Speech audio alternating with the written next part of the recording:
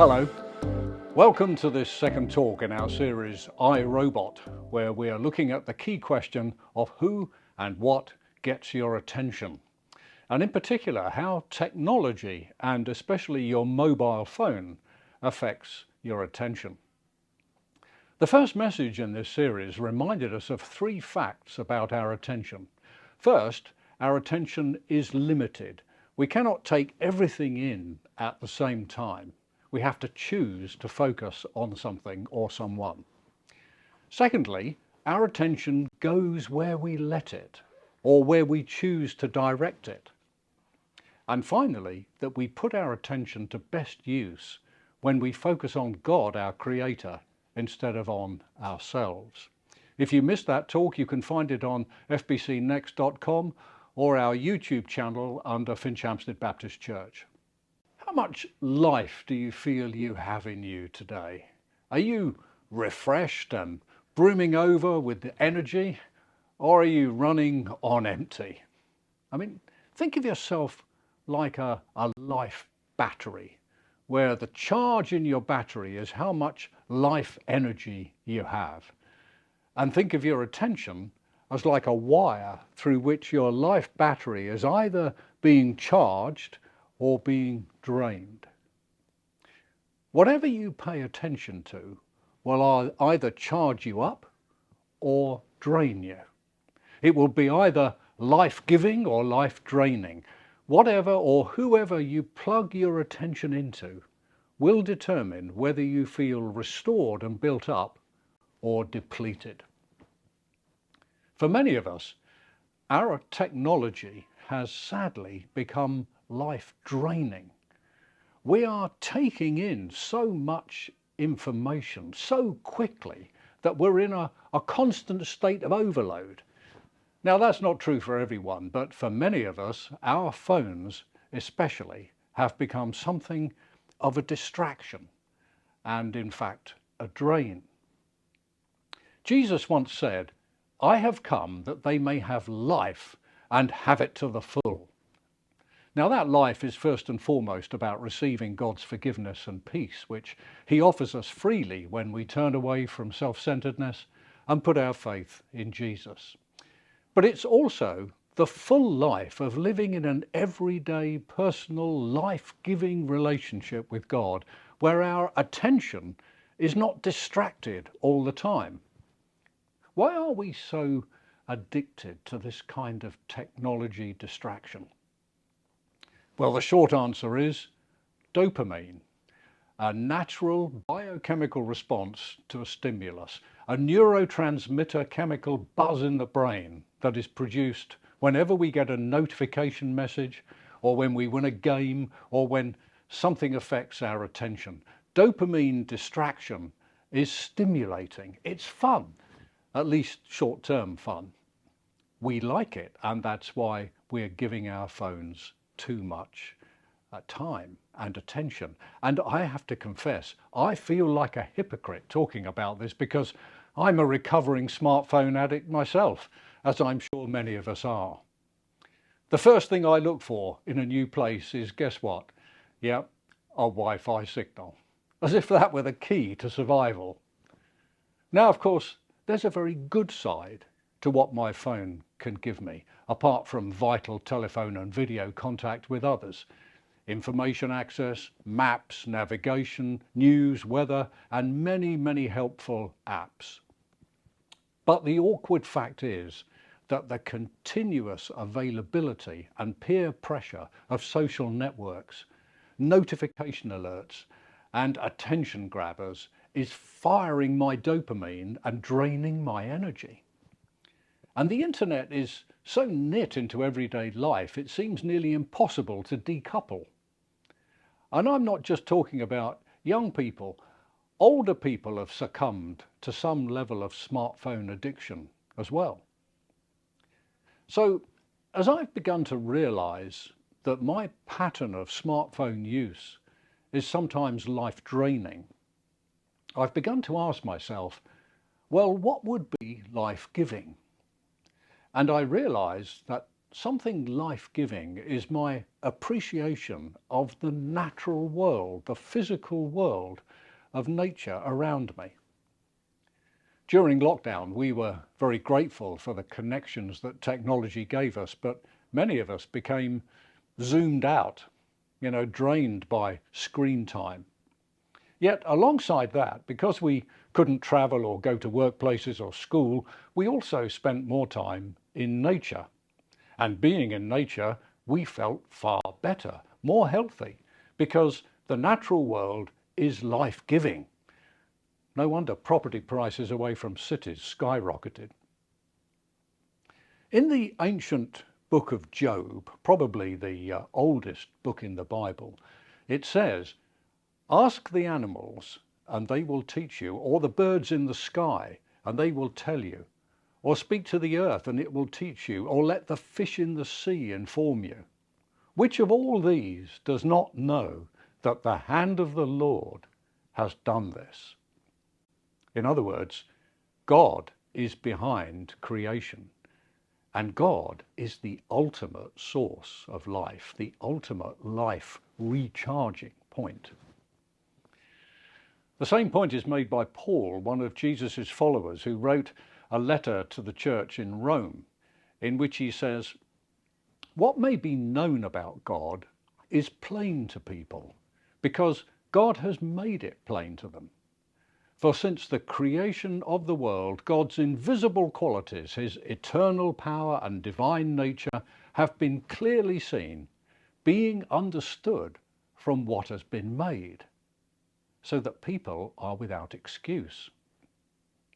And Jesus' best friend John, emphasizing Jesus' divinity at the beginning of his gospel account of Jesus' life, writes, "Through him all things were made.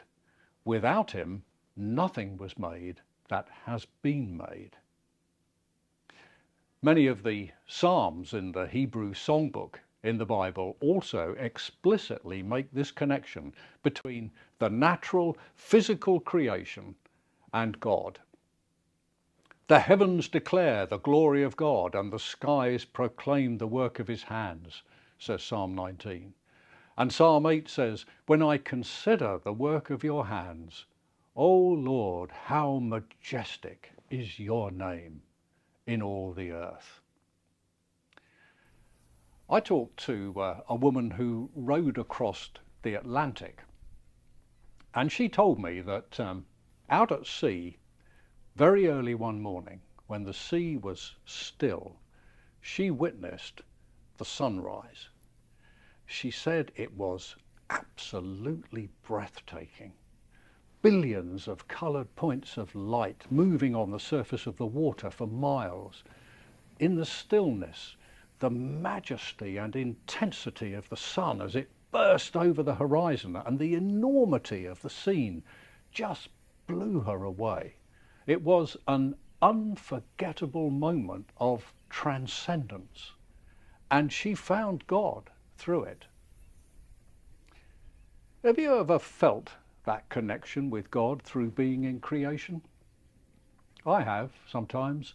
I've sat in nature and just taken it all in, and looked at the trees with their branches outstretched towards the sky, and felt a sense of gratitude, and raised my arms to God in worship.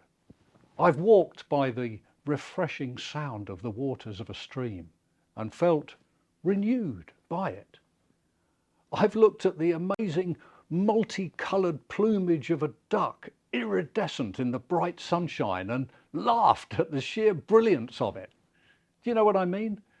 Have you ever experienced any awe and gratitude at what God has made? Has that ever drawn you towards him? Because that's what I'm talking about. Not worshipping creation itself, but worshipping the Creator through the experience of his creation, finding your focus ultimately on God. One of the Psalms says, "One thing I ask from the Lord, this only do I seek, that I may dwell in the house of the Lord all the days of my life, to gaze on the beauty of the Lord and to seek him. You see, that's what we're missing with constant information overload. We're choosing to sacrifice the more contemplative and creative aspects of our minds. Life feels more convenient with Google, but it's not necessarily more fulfilling or more deeply meaningful, is it? It's actually just more intense, more draining, in fact. What we're missing is the life-giving opportunity to meditate on the beauty and intricacy of creation, and through it perceive and worship the Creator God who made it. Worship like that is a life-giving recharge. And there's a huge contrast between looking at the natural world and looking at a screen. When you're outside, you have to look outward and not inward. You have to look where you're going. But when you're looking at your screen, the algorithms that direct material to you are all about you. They use your preferences, your habits, your behaviors. Your phone is an inward-focused, me-centered device. It's not called an iPhone for no reason. You know what an idol is? It's not just one of those old carved images that we read about in the Old Testament. An idol is anything that you put in a position of supreme priority in your life, anything that you make indispensable. And for some of us, our iPhone has become our idol. And the paradox is that what we feel is serving us because of the dopamine is actually draining us. And it's keeping us continuously connected when sometimes we would be far better off taking a break. But you may say, well, if I decouple from my tech, I might become bored. Well, let me let you into a secret. You need a bit of boredom. You need a bit of boredom. Being bored is actually a moment where your brain gets to reset itself. When you're bored, after a while you start to reflect more, you think more, and eventually you do something creative, something more life-giving. Now, I'm not saying we should stop using our phones or any of the technology that's available. I'm not a Luddite wanting to go back to the Stone Age. Technology is a fantastic tool to help us. But to get more life, we need to choose where to put our attention and focus more carefully. You know, one or two quick online games might feel like a refreshing and life-giving diversion, but getting sucked into an hour of gaming intensity can become life-draining and a waste of time. Be wise about your recreation. Is your recreation, your recreation, really recreating you? Is it restoring your soul? Our phones lure our attention away from the greatness of the natural world to the smallness of the screen. And since we become like what we look at, we become, in a sense, smaller and more drained through the attention-grabbing intensity and looking at stuff that is always, always, always on. Devices may work best when they're constantly connected, but we human beings are better when we are regularly disconnected. King David, writing in Psalm 23, says, "He makes me lie down in green pastures. He leads me beside quiet waters. He restores my soul." Nature is life-giving. And God uses nature to help us slow down to a healthy pace. Walking in the forest, for example, is a way to recharge. Those oils and aromatic compounds given off by trees, well, they improve the human immune system and they reduce stress hormones. They are life-giving. The Japanese call it forest bathing. There's so much to appreciate. Don't let your phone keep you from it when you could be living in it. And creation teaches us rhythms like night and day and seasons. Do you know that everything that is healthy is in rhythm? Your Your heart is in rhythm, you sleep in rhythms, you breathe in rhythms, you eat in rhythms, you take a Sabbath day of rest in rhythm. When you've got rhythm, you're healthy. But robots have no rhythm. Technology is always, always, always on. So to be healthy, protect your life rhythms. Here's a challenge for this week. Turn off as many push notifications as possible. You can do that selectively in each app. The fewer notifications you have, the less distraction you will have. Try scheduling some specific times to check your phone, or at least be mindful about it. And set some expectations around your email response times. And never take your phone to bed. Use a digital well-being app to track your phone and computer usage so that you know what you're doing. Fight for your healthy rhythms of engagement and disengagement, because those rhythms are life-giving. If you want to make God bigger in your life and appreciate the breath in your lungs and the blood in your veins, you've got to pay more attention to the things no human being can make. Wake up and smell the roses. This is the season to get outside. When I'm walking in nature, I can be meditating on the Word instead of mulling over social media. I can be communing with God instead of concentrating on my phone. I can be asking God instead of asking Google. I can practice a life-giving focus through the natural world instead of a life-draining absorption through my tech. And don't forget that people are part of the natural world. Being with people in the flesh is so much better than being with them on screen, isn't it? We learned that the hard way over these last 2 years in the pandemic. Direct face-to-face contact gives you body language, the comfort and the empathy of touch, the possibility of eating together, the nuances that you can only really notice when you're physically present. Everything that makes the quality and meaning of our interactions so much deeper.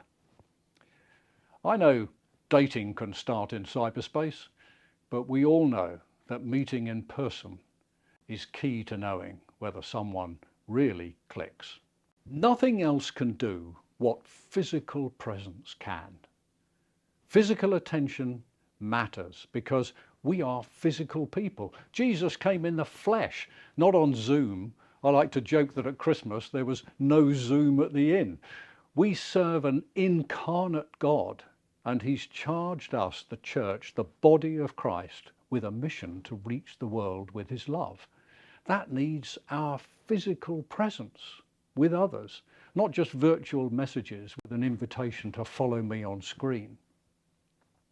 Don't dilute the experience of being with people by also trying to be with your technology at the same time, as this poignant picture by Banksy shows. Two lovers embracing and both looking at their mobiles. A life-giving, touching embrace with a life-draining focus on their screens. Physically present and emotionally absent, trying to focus on two things at once and unable to give either of them their full attention. A picture of diluted relationships today. Parents looking at their phones instead of their kids, workers on their mobiles in meetings, notification alerts interrupting conversations at meals. It's happening everywhere.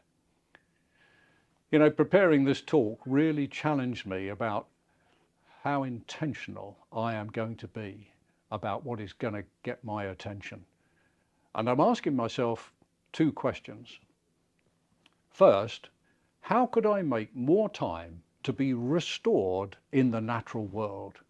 Appreciate more of creation, and through creation, be grateful to God and appreciate God. And secondly, how could I make the use of my technology less life-draining and more life-enhancing? You might like to ask yourself the same questions. I've decided to deliberately take more walks outside and use that time not only to appreciate creation, but also to meditate on God's Word. I'm going to be more intentional about that.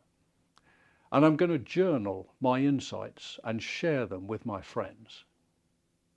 And I've decided to tighten up my use of the digital well-being app to deliberately limit my dopamine-driven behaviours on my phone. The digital well-being app tracks everything I do, it reports it, and I can use it to put self-imposed limits on the time I can spend in other apps, like games, for example. I'm trusting that these choices will make me less of a robot and more of a life-filled human being.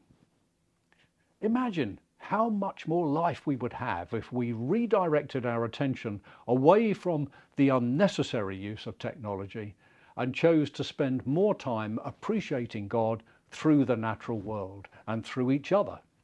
We would have minds more at peace and able to rest. And the result would be that we would be less focused on ourselves and more attentive to the world around us, and potentially more attentive to God. Now, how you apply all this will be very personal to you, but take away that idea that your attention can either be life-giving or life-draining. Become more aware of it and seek out more life-giving patterns. Remember that Jesus said, "I have come that they may have life and have it to the full." That life is first and foremost about receiving God's forgiveness and peace, which he offers us freely when we turn away from self-centeredness and put our faith in him. But it is also the full life of living in a personal relationship with God, where our attention is on him and not on idols of our own making. You can take a step in God's direction today. Turn off your phone for a while, go for a walk outside, and talk with him.